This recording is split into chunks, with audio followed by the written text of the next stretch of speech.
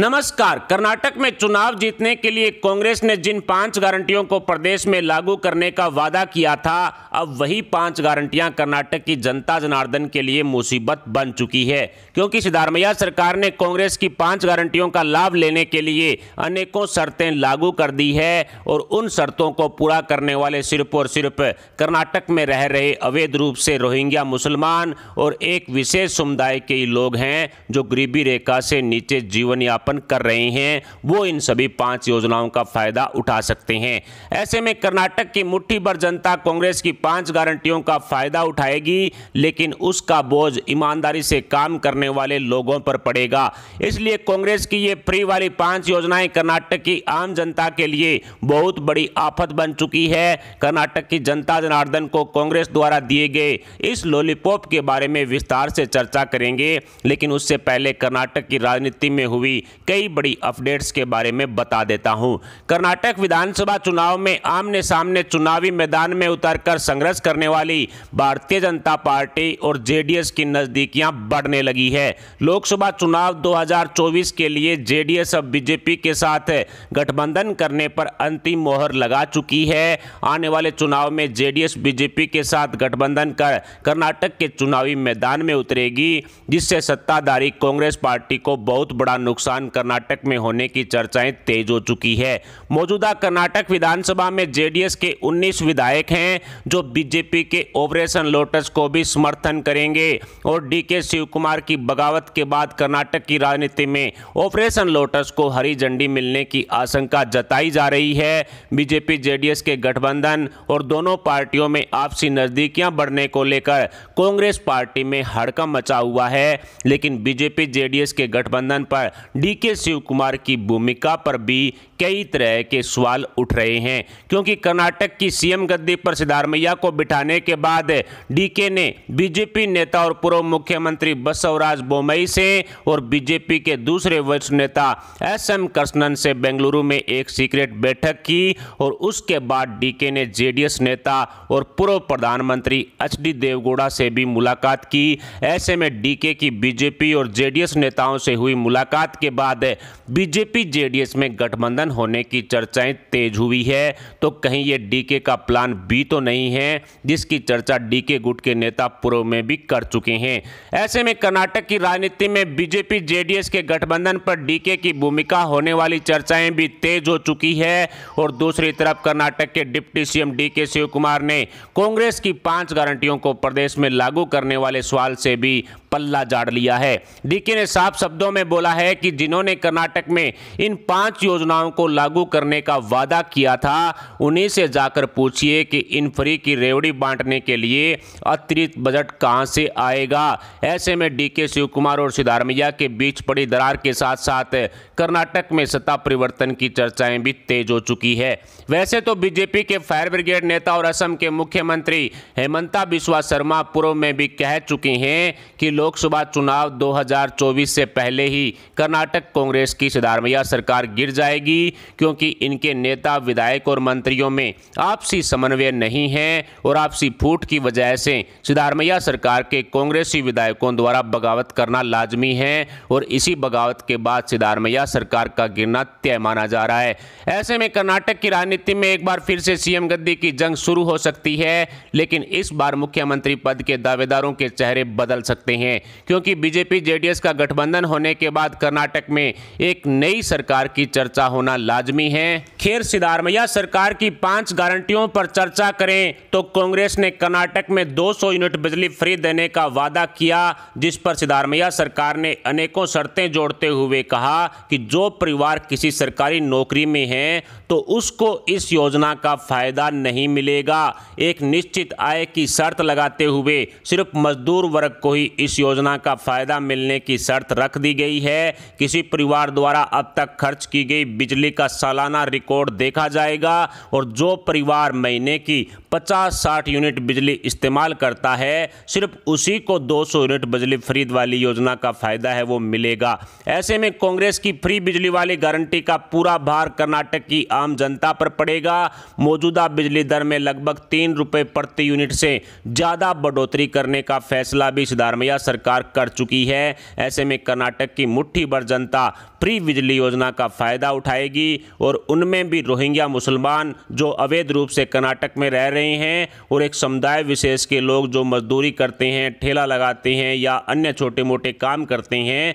सिर्फ उन्हीं को फ्री बिजली योजना का फ़ायदा मिलेगा और कर्नाटक की आम जनता खाली हाथ ही रहने वाली है और 50% से ज़्यादा बढ़ोतरी के साथ बिजली बिल भी चुकाने के लिए मजबूर हो जाएगी। ऐसे में फ्री बिजली का लॉलीपॉप जो कांग्रेस ने दिया उसकी शर्तों का खुलासा होने से कर्नाटक में खलबली मची हुई है। फ्री बिजली के साथ साथ 4 अन्य गारंटियों पर भी अनेकों शर्तें सिद्धारमैया सरकार लगा चुकी है। बेरोजगारी भत्ते को लेकर साफ कह दिया गया है कि अब जिसने ग्रेजुएट कंप्लीट की है या जो डिप्लोमा होल्डर बना है उसको सिर्फ अगले 6 महीने तक ही बेरोजगारी भत्ता दिया जाएगा। वो भी दिया जाएगा तब देखा जाएगा, लेकिन शर्त के अनुसार सिर्फ 6 महीने बेरोजगारी भत्ता मिलेगा। 6 महीने के बाद आप अपनी नौकरी ढूंढिए, चाहे आप प्राइवेट काम तलाशें, चाहे आप सरकारी नौकरी करें, लेकिन 6 महीने के बाद कोई बेरोजगारी भत्ता नहीं मिलेगा। अब कर्नाटक में जिसने 2 महीने पहले या 4 महीने पहले या 6 महीने पहले या साल 2 साल पहले ग्रेजुएट कंप्लीट की है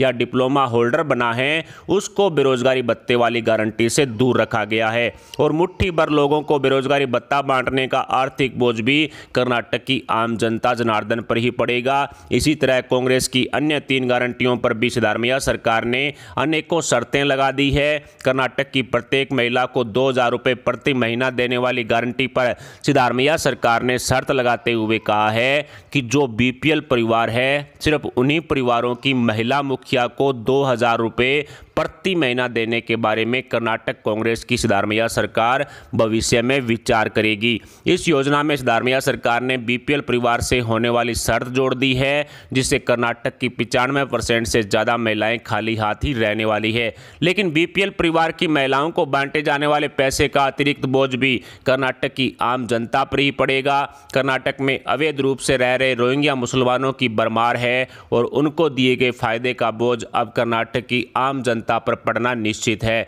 इसी तरह महिलाओं को फ्री बस सफर वाली गारंटी पर सिद्धारमैया सरकार ने शर्त लगाते हुए स्पष्ट कर दिया है कि कर्नाटक की सरकारी एसी और नॉन एसी बसों में कर्नाटक की महिलाओं को इस योजना का फायदा नहीं मिलेगा। कर्नाटक की सिर्फ सरकारी रोडवेज बसों में ही वहां की महिलाएं सफर कर सकती है, वो भी फ्री में। इसी तरह कर्नाटक के प्रत्येक परिवार को 10 किलो अनाज फ्री देने वाली शर्त पर सिद्धारमैया सरकार ने शर्त लगाते हुए कहा है कि जो बीपीएल और अंत्योदय कार्ड वाले परिवार हैं सिर्फ उन्हीं परिवारों को 10 किलो अनाज फ्री देने के बारे में सिद्धारमैया सरकार भविष्य में विचार करेगी। इन सभी योजनाओं का फायदा तो कर्नाटक के मुट्ठी भर लोगों को मिलेगा, लेकिन इसका आर्थिक बोझ कर्नाटक की आम जनता पर पड़ना निश्चित है। ऐसे में फ्री की रेवड़ी बांटने वाले लालच में आकर कर्नाटक की जनता जनार्दन ने कांग्रेस की सिद्धारमैया सरकार तो बना दी, लेकिन अब कर्नाटक की जनता जनार्दन के पास पछतावा करने के अलावा दूसरा कोई उपाय नहीं है। जिस तरह से डीके शिव कुमार भी कह चुके हैं कि जिन्होंने इन 5 गारंटियों को लागू करने का वादा किया था,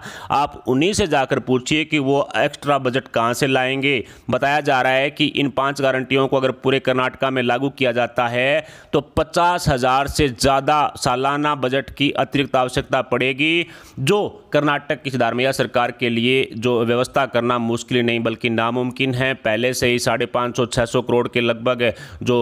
कह सकते हैं कि लोन है वो कर्नाटक की सरकार पर है और ऐसे में कर्नाटक राज्य पर इतना लोन होने के बावजूद भी इस तरह से 50,000 एक्स्ट्रा बजट का व्यवस्था करना है वो मुश्किल नहीं बल्कि नामुमकिन सा नज़र आ रहा है। ऐसे में साफ दिखाई पड़ रहा है कि कर्नाटक की आम जनता जनार्दन जो ईमानदारी से अपना बिल पे करती है, बिजली बिल, इसके अलावा ईमानदारी से जो अपना काम करती है उस पर बोझ बढ़ना तय है। लेकिन कर्नाटक में जो अवैध रूप से रोहिंग्या मुसलमान रह रहे हैं उनकी काफ़ी ज़्यादा भरमार है, उनको जो सिद्धारमैया सरकार की इन सभी 5 योजनाओं का फायदा मिलना निश्चित है। कुल मिलाकर कहा जा सकता है कि एक तरफ कर्नाटक में 5 गारंटियों को लेकर आपसी बवाल शुरू है तो दूसरी तरफ सीएम सिद्धारमैया और डीके शिव कुमार के बीच में सीएम गद्दी को लेकर के भी जो कह सकते हैं कि जो आपसी मनमुटाव है वो चरम सीमा पर पहुंच चुका है। लेकिन अब बीजेपी जेडीएस के गठबंधन को लेकर के जो चर्चा चर्चाएं तेज हुई है उसमें डीके की भूमिका पर भी सवाल उठने शुरू हो चुके हैं, क्योंकि डीके शिव कुमार ने बीजेपी नेताओं से मुलाकात की पिछले 15 दिनों में। उसके बाद जेडीएस के नेता और पूर्व मुख्य प्रधानमंत्री हैं एचडी देवगौड़ा जी, उनके साथ मुलाकात की और दोनों से मुलाकात करने के बाद बीजेपी जेडीएस का गठबंधन हो गया। तो ऐसे में डीके की भूमिका पर सवाल उठने लाजमी है, क्योंकि डीके भी जो कह सकते हैं कि कर्नाटक के मुख्यमंत्री बनना चाहते हैं और ये बात खुद वो अपने एक बयान में कह चुके हैं कि मुझे जब सीएम गद्दी के लिए फैसला करना था तब राहुल गांधी, सोनिया गांधी, मल्लिकार्जुन खड़गे के सामने झुकना पड़ा, मुझे बड़ों की बात माननी पड़ी। लेकिन आपकी जो मंशा है, यानी अपने समर्थकों को वो बोल रहे हैं कि आपकी जो मंशा है मुझे सीएम बनाने की, वो जल्द ही पूरी होगी। अब जल्द ही पूरी होगी ये या तो 5 साल बाद पूरी होगी, क्योंकि खुद सिद्धारमैया गुट के नेता एमबी पाटिल वो कह चुके हैं कि सिद्धारमैया को पूरे 5 साल तक कांग्रेस आलाकमान ने मुख्यमंत्री बनाया है। और 2.5 साल वाले फार्मूले की चर्चा करें तो जिस तरह से बताया जा रहा है कि डीके शिव कुमार और सिद्धारमैया के बीच में 2.5 साल वाले फार्मूले के आधार पर कांग्रेस आलाकमान ने समझौता कराया था, तो अब 2.5 साल बाद जब डीके सीएम गद्दी पर बैठेंगे तब उनकी मंशा पूरी होगी, या फिर पहले ही डीके शिव कुमार है वो कह सकते हैं कि सचिन पायलट या फिर ज्योतिरादित्य सिंधिया बन करके बड़ी बगावत है वो कर्नाटक कांग्रेस में करेंगे, क्योंकि 2.5 साल वाले फार्मूले के आधार पर दूसरी पारी में मुख्यमंत्री बनने वाले नेता ने अक्सर कांग्रेस में रह करके बगावत की है। और इसी बगावत का नतीजा रहा है कि राजस्थान, मध्य प्रदेश, छत्तीसगढ़ राज्यों के अंदर कांग्रेस पूरी तरह से खत्म हो चुकी है, नामो निशान मिट चुका है। और अब 11 जून को सचिन पायलट ने राजस्थान में नई पार्टी बनाने का ऐलान भी कर दिया है। ज्योतिरादित्य सिंधिया पहले से ही कमलनाथ को छोड़ करके बीजेपी में शामिल हो चुके हैं। अब उसी राह पर डीके शिव कुमार भी चल पड़े हैं। सिर्फ डीके शिव कुमार ही नहीं बल्कि कर्नाटक कांग्रेस में कई ऐसे विधायक हैं जो कांग्रेस को झटका देना चाहते हैं, जो चुनाव से पहले बीजेपी के नेता हैं और पूर्व मुख्यमंत्री भी हैं जगदीश शेट्टार, और इसके अलावा बीजेपी नेता और पूर्व उप मुख्यमंत्री हैं लक्ष्मण सावदी, वो भी बीजेपी छोड़ करके कांग्रेस में शामिल हुए थे। लेकिन अब उनको मंत्री नहीं बनाए जाने की वजह से उनकी नाराजगी भी सामने आ चुकी है। लक्ष्मण सावदी, जगदीश शेट्टार जैसे नेता भी अब घर वापसी करना चाहते हैं, इसलिए सिद्धारमैया सरकार पर दबाव बनाने के लिए जगदीश शेट्टार और लक्ष्मण सावदी ने कांग्रेस के जो नाराज विधायक हैं उनमें सेंधमारी करनी शुरू कर दी है। मंत्री की गद्दी को लेकर के जगदीश शेट्टार, लक्ष्मण सावदी के साथ साथ कांग्रेस के अनेकों ऐसे विधायक हैं जो सिद्धारमैया सरकार, सिद्धारमैया और कांग्रेस आलाकमान से नाराज चल रहे हैं। ऐसे में कहा जा सकता है कि आने वाले समय में कर्नाटक की राजनीति में एक बड़ा फेरबदल देखने को मिल सकता है। फिलहाल डीके शिव कुमार की जेडीएस बीजेपी गठबंधन पर हो रही चर्चा और इन पर हो रही भूमिका को लेकर के आपके क्या विचार हैं? क्या डीके शिव कुमार के इशारे पर जेडीएस बीजेपी नेताओं की नजदीकियां बढ़ी है? इस पर अपने विचार में कमेंट बॉक्स में बताएं। साथ ही वीडियो को लाइक करके हमारे चैनल को सब्सक्राइब जरूर कर लें। अभी के लिए इतना ही, मिलते हैं अगले वीडियो अपडेट, अगली न्यूज, अगली खबर के साथ। तब तक के लिए जय हिंद, जय भारत।